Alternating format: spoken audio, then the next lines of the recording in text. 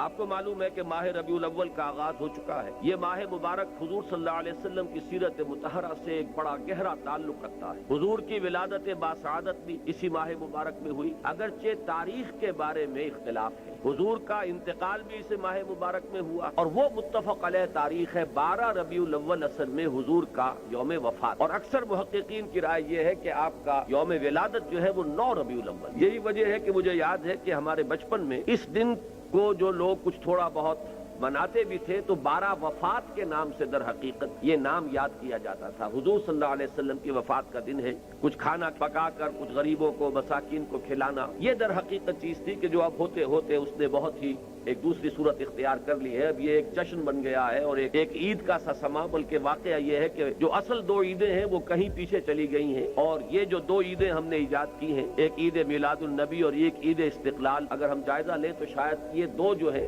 یہ زیادہ four ground میں آ چکی ہیں۔ لیکن یہ کہ جہاں تک آپ کی ولادت اور آپ کے وفات کا اس ماہ مبارک میں ہونا ہے وہ ثابت ہے۔ حضور کا ورود مدینہ منورہ میں بھی ماہ ربیع الاول میں ہوا ہے۔ اس پہلو سے اگر اس ماہ مبارک میں ہم سیرت النبی کے مطالعے کا ایک خاص موضوع رکھیں، کسی تاریخ کے تعین کے بغیر اس مہینے کی مناسبت سے سیرت مطہرہ پر گفتگویں ہوں، غور و فکر ہو، اور اس میں بھی عملی پہلو سامنے ہو، اتباع کا جذبہ، سمجھنا سمجھانا اس لیے ہو کہ اس پر عمل کرنا ہے، تو یقیناً یہ چیز ہمارے لیے بہت مفید ہوگی اور ہمارے بہت سے امراض کا شاید اس سے مداوع ہو سکے۔